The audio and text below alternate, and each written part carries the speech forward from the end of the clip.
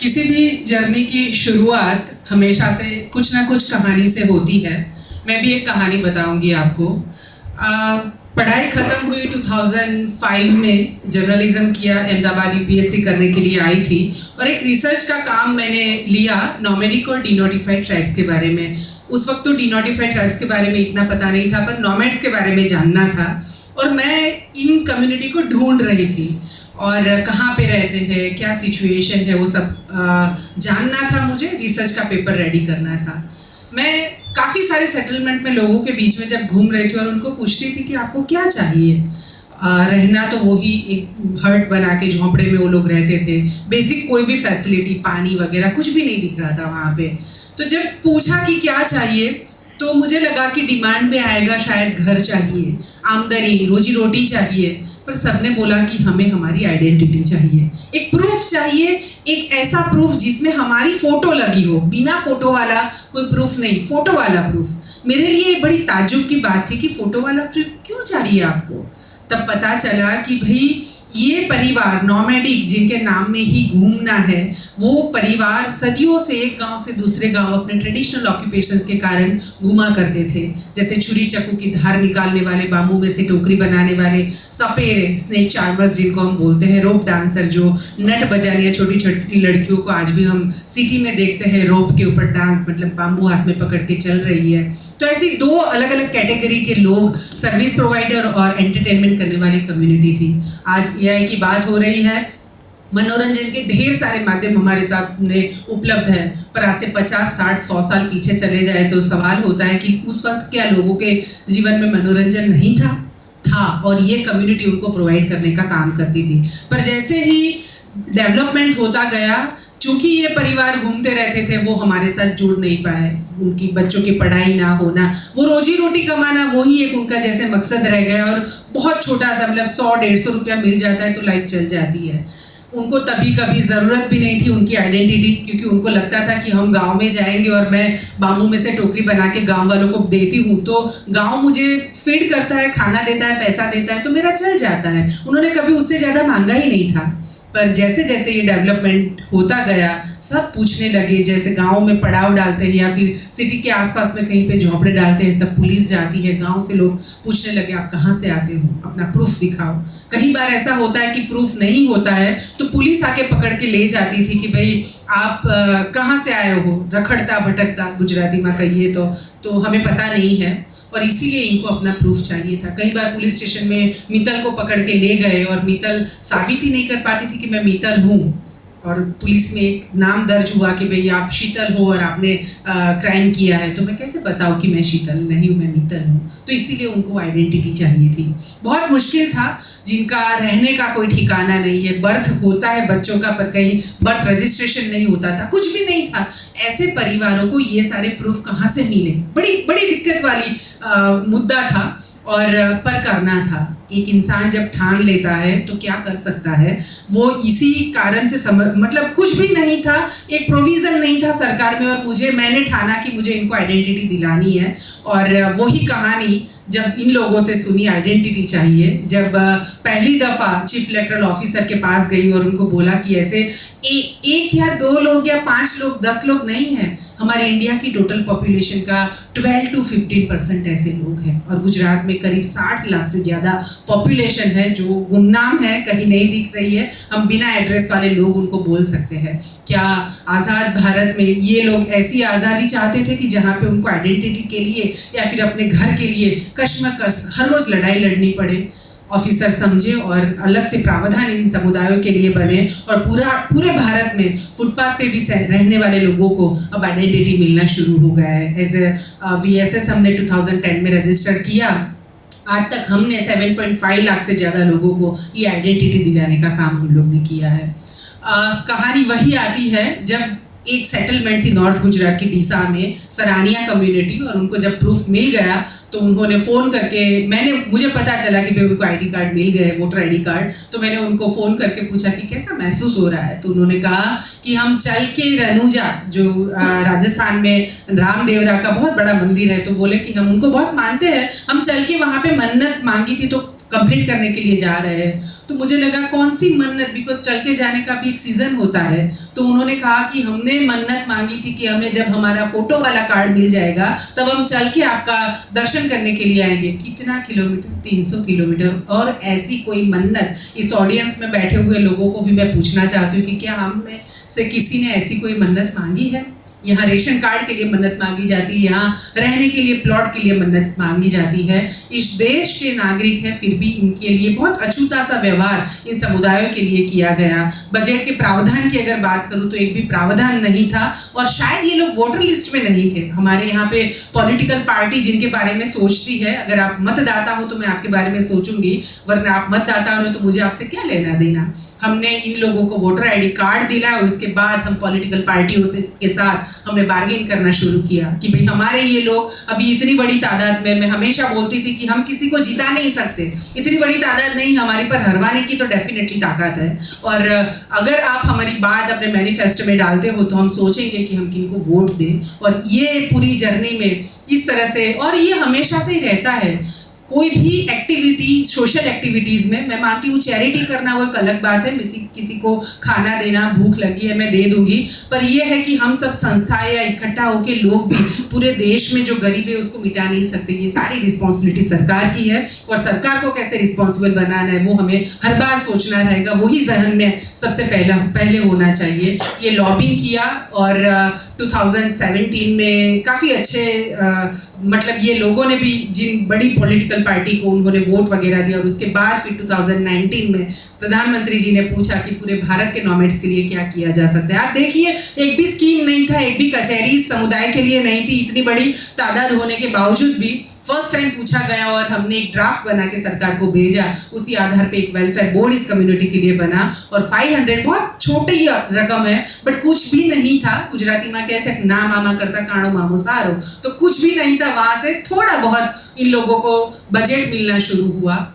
या पूरी कहानी में ढेर सारा काम करते हैं, इस कम्युनिटी के बच्चों की पढ़ाई, उनको रोजगार मिले उसके लिए काम करते हैं, एनवायरनमेंट पे भी ढेर सारा काम होता है। पर ये पूरी कहानी ऐसी है कि हम पढ़ते लिखते हैं या कुछ भी करते हैं, जैसे वैष्णव वजन तो तैने रे कहिए, पीड़ पर आई जाने रे, पर दुखे उपकार करे तो मन अभिमान न आने रे।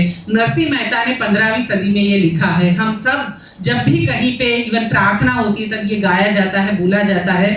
आज़ाद भारत हुई और गांधी जी ने तो यही प्रार्थना हर बार गाई थी। सवाल ये होता है कि ये प्रार्थना इतने बड़े जोर शोर से गाई जाती है तो क्या हम सिर्फ गाते हैं, क्या फिर उसके बारे में सोचते भी? अगर सोचा होता तो इतनी बड़ी कम्युनिटी हमसे मेन स्ट्रीम में छूट न जाती। आज भी इन समुदायों की ढेर सारी कम्युनिटी ऐसी है जहाँ पे पढ़ाई नहीं होती है। जैसे फूलवादी करके एक कम्युनिटी है जहाँ पे बच्चियाँ 5 स्टैंडर्ड से आगे लड़कियां पढ़ नहीं सकती है, जहाँ पे पीरियड्स में आती है लड़की तो बड़ी हो जाती है, चाइल्ड मैरिजेस ना हो उसके लिए सरकार ढेर सारी कोशिशें कर रही है।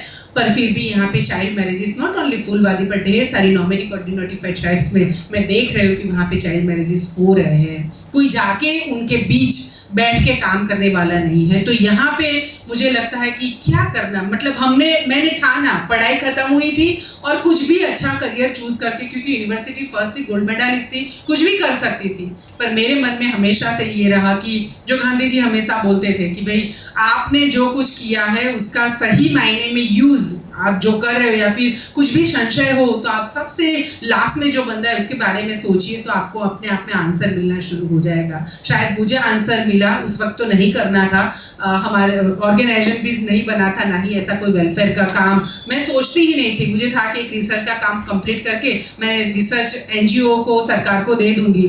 पर फिर मुझे लगा कि क्या इससे काम खत्म हो जाएगा? रिसर्च तो ढेर सारी यूनिवर्सिटीज, लाइब्रेरीज, स्कूल सब जगह पे होता है, पर प्रॉब्लम यहाँ पे ये है कि रिसर्च जो है वो इम्प्लीमेंटेशन में आए। जैसे मैंने बताया कि भाई हमारी संस्कृति, हमारी परंपरा, हमारा देश ये बोलता है कि भाई वसुदैव कुटुंबकम, हम सब, सारा विश्व एक परिवार है। मैं विश्व की तो बात नहीं कर रही हूँ, पर हमारे भारत में रहने वाले ऐसे लोग, क्या हम उसको अपना परिवार मानते हैं? कहीं पे एक झोपड़ा बन गया, मेरी अच्छी सोसाइटी है, करोड़ों रुपए का मेरा फ्लैट है या फिर बंगला है, उसके बाहर किसी ने झोपड़ा डाल दिया, हमें तुरंत ये हो जाता है कि भाई नहीं, हमारी सोसाइटी के भाव कम हो जाएंगे, इसको हटाओ यहाँ से। तो क्या हटाना वो सॉल्यूशन है या फिर वो इस सिचुएशन में क्यों है, ये सवाल पूछना सरकार से, ये सॉल्यूशन है। यूथ जो है वो ये कर सकता है, सरकार को सवाल पूछ सकता है, और नॉट ओनली सवाल पूछना, सवाल पूछने के बाद उसका सॉल्यूशन लाना, वो मैं मानती हूँ हमारा काम है। और हमने ये काम किया, इसीलिए आज नॉमेडिक और डीनोटिफाइड ट्राइब्स सरकार के ध्यान पर आई है। आज गुजरात में, पूरे भारत में, मैं ये बोर्ड जो वेलफेयर बोर्ड बना इस कम्युनिटी के लिए, तो वहाँ पे मैं डायरेक्टर के तौर पे भी मैंने वहाँ पे काम किया, पूरे भारत में घूमना हुआ। और मैं ये बहुत गर्व से कह सकती हूँ कि भारत में सबसे अच्छा काम अगर कहीं हो रहा है तो वो गुजरात में, और उसमें हमारा प्रदान बहुत बड़ा है।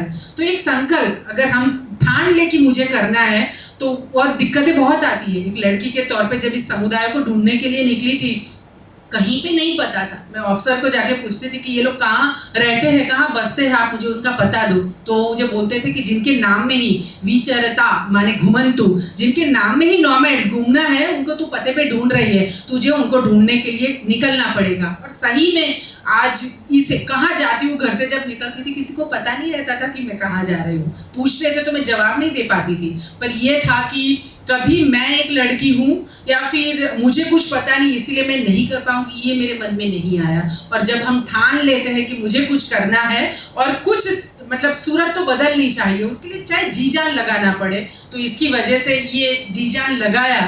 तो आज घुमंतु परिवार सरकार समाज के ध्यान में आया है, ढेर सारी योजनाएं भी समुदायों के लिए बन रही है। ऐसे ही एक और सेगमेंट नॉमेडिक और डीनोटिफाइड ट्राइब्स, काफ़ी लंबी जर्नी है, ये 15-20 मिनट में बताना भी बहुत डिफिकल्ट होता है, पर मैं मानती हूँ कि ये विषय एक बार छेड़ा जाए, आपको पता चले, क्योंकि हम जिस मेन स्ट्रीम दुनिया में रहते हैं, हम झुपड़े देखते हैं, पर हमें पता नहीं रहता कि वहाँ रहने वाला लोग कौन है। स्नेक चार्मर मदारियों का देश भारत को एक पहले जाना जाता था, आज मदारी कहाँ है हम सबको कभी सवाल नहीं होता है। तो ये सवाल हमें होने चाहिए, और मैं मानती हूँ कि यहाँ से पढ़ाई करने के बाद हमारा कर्तव्य क्या है वो भी हमें एक दफ़ा वो सोचना चाहिए, हमारी संस्कृति और हमारी परंपराओं के हिसाब से। ऐसे ही मैं नॉमेड्स को अबोल बोलती हूँ, वो ज़्यादा वॉइस वाले लोग नहीं, अगर बोलते जोर से चिल्लाते तो शायद दूसरे कम्युनिटी अपने अधिकार के लिए ढेर सारी चीज़ें कर पाए, ये नॉमेडिक कम्युनिटी कर पाती। आज़ादी के 75 साल के बाद भी उनको वेलफेयर स्कीम की वेट न करनी पड़ती। ऐसा ही एक सेगमेंट है जिनको मैं अबोल जीव, पशु पक्षियों को बोल रही हूँ। ये पूरा डेवलपमेंट हो रहा है, इन डेवलपमेंट में वो सब खत्म हो रहे हैं। आज हमने जैसे आज MS यूनिवर्सिटी तो सदियों मतलब काफ़ी 100-150 साल से यहाँ पे कार्यरत है, बनी है, या फिर कोई भी बिल्डिंग बनती है तो बिल्डिंग बनती है, वहाँ पे बहुत सारे पेड़ पौधे भी होते हैं, उन सबको हम परमिशन के बगैर, परमिशन माने वो पेड़ की परमिशन और पेड़ पे रहने वाले जो जीव है, पशु और पक्षी, उसकी परमिशन लिए बगैर ही हम उसको काट देते हैं, और वो ढेर सारे लोग जीवों का घर होता है। तो एनवायरनमेंट पूरा डिस्टर्ब हो रहा है, और हमें लगा कि ये इसको फिर से रिवाइव करने की ज़रूरत है। जंगल पूरे भारत की बात करें तो हर एक स्टेट में 33% तो मिनिमम जंगल होना ही चाहिए, और इसी जंगल को खड़ा करने के लिए हम गांव की गौचर जगह है, स्मशान है, कब्रस्तान है, वहाँ पे एक साथ में पेड़ लगाते हैं, और पेड़ लगाने के बाद उसकी केयर करनी सबसे ज़्यादा ज़रूरी है। वरना विश्व पर्यावरण के दिन जितने भी पेड़ लगते, अगर वो सारे बड़े हो जाते तो हम सबको पर्यावरण की चिंता करने की जरूरत नहीं रहती। पर प्रॉब्लम ये है कि हम सब इवेंट वाले लोग हैं, एक इवेंट कर ली, खत्म हो गया, पर वो इवेंट नहीं होता है। पेड़ लगाना बच्चा बड़ा करने जैसा काम है, तो हम पेड़ लगाते हैं बहुत बड़ी मात्रा में, करीब 22.5 लाख से ज़्यादा पेड़, हम ग्राम वन बोलते हैं उसको, वहाँ पे लगाए हैं, और उसको 3-4 साल तक उसकी केयर करके उसको बड़ा कर रहे हैं। वैसे ही पानी का काम, क्योंकि वो भी बहुत बड़ा मुद्दा है, मैं मानती हूँ कि जीने के लिए ढेर सारे बिल्डिंग्स वगैरह बन जाएंगे, पर पानी नहीं होगा तो हम कैसे, मतलब बिना अनाज के हम 90 दिन जी सकते हैं, पर पानी के बगैर 90 घंटा निकलना डिफिकल्ट है। आज गाँव में से ढेर सारा माइग्रेशन भी टूवर्ड्स सिटी हो रहा है, बिकॉज पानी नहीं है, और या फिर किसी को खेती बाड़ी करनी नहीं है।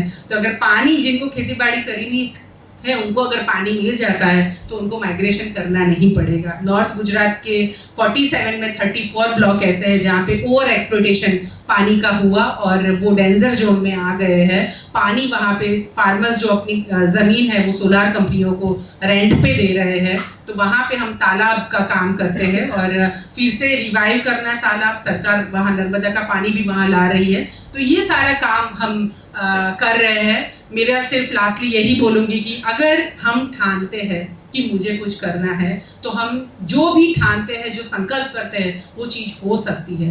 दूसरा ये कि हमारा कर्तव्य, मैं इंजीनियर बन जाऊँ, मैं बिजनेसमैन बन जाऊँ, मैं कुछ भी कर लूँ ऐसे, पर मैं मानती हूँ कि हमारा कर्तव्य सोसाइटी में जो सबसे निचला तबका है, जिसको हमारी ज़रूरत है, वहाँ पे भी हमारा कर्तव्य। अगर उसके तरफ हम देखना, सभी को सुंदर दुनिया देखनी है, कोई भी ऐसी दुनिया, हम आंख बंद करके अगर ईश्वर से कुछ मांगने का सोचे तो हम कभी भी दुख नहीं मांगेंगे, ना ही गंदी वाली दुनिया की भाई पूरे इस एरिया में पूरे झोपड़े ही झोपड़े हो जाए, ऐसा हम कौन मांगे? कोई नहीं मांगता है। हम अच्छी चीजें मांगते हैं। तो जब अच्छी चीजें मांगते हैं ईश्वर से, तो हमारा कर्तव्य भी वही है कि उस अच्छी चीजों को हम कैसे बनाएं। तो ये एक कोशिश रही और 20 साल से इसी काम में लगी हुई, और मुझे बहुत संतोष है कि मैंने जो कुछ भी किया है वो काफ़ी अच्छा किया है। आज गुजरात में नॉमेडिक और डिनोटिफाइड ट्राइब्स की बात आती है तो मैं बहुत कह सकती हूँ कि वो सरकार हो या कोई हमें इग्नोर नहीं कर सकता। उस लेवल पे हमने हमारे काम को पहुँचाया है।